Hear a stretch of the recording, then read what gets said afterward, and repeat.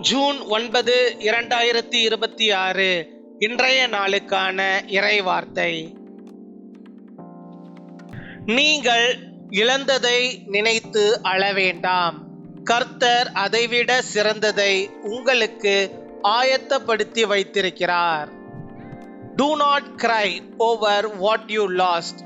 The Lord has prepared something far better for you.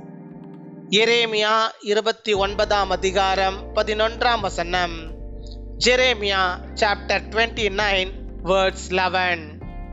நீங்கள் எதிர்பார்த்திருக்கும் முடிவை உங்களுக்கு கொடுக்கும்படிக்கு நான் உங்கள் பேரில் நினைத்திருக்கிற நினைவுகளை அறிவேன் என்று கர்த்தர் சொல்லுகிறார். என் அன்பு சகோதர சகோதரிகளே, சில இழப்புகள் உங்கள் இதயத்தை உடைத்திருக்கலாம். சிலர் உங்களை விட்டு சென்றிருக்கலாம். சில வாய்ப்புகள் உங்கள் கைகளிலிருந்து நழுவி இருக்கலாம்.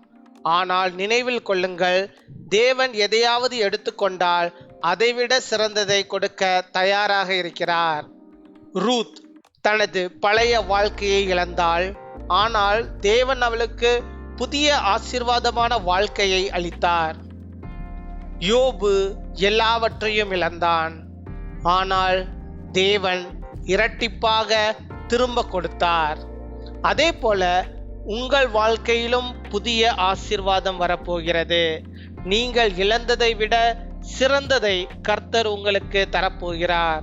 உங்கள் கண்ணீர் வீணாகாது. தேவன் உங்கள் எதிர்காலத்தை மகிமையாக்குவார். For I know the plans I have for you, declares the Lord. Plans to prosper you and not to harm you. Plans to give you hope and a future. My dear brothers and sisters, some losses may have broken your heart. Some people may have left you. Some opportunities may have slipped away. But remember, when God allows something to leave, He is preparing something better. Ruth lost her old life, yet God gave her a blessed future. Job lost everything, but God restored double. In the same way, a new blessing is coming into your life. The Lord is about to give you something greater than what you lost.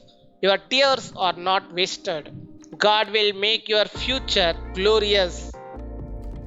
பின்வரும் தாழ்மையான ஜெபத்தை நாம் யாவரும் சேர்ந்து ஏறெடுப்போம். அன்பான பரலோக தந்தையே, எங்கள் இழப்புகளை ஆசீர்வாதமாக மாற்றும். எங்கள் எதிர்காலத்தை உமது மகிமையால் நிரப்பும். நோயாளிகளை தொட்டு சுகமாக்கி அவர்களுக்கு புதிய நம்பிக்கையை அளித்தருளும். வேலை செய்து கொண்டிருப்பவர்களுக்கு உயர்வும் கிருபையும் அருளும். இன்று பிறந்த நாள் மற்றும் திருமண நாளை கொண்டாடுகிறவர்களை உமது சமாதானத்தாலும் சந்தோஷத்தாலும் நிரப்பும். இயேசுவின் நாமத்தில் ஜெபிக்கிறோம். ஆமீன்.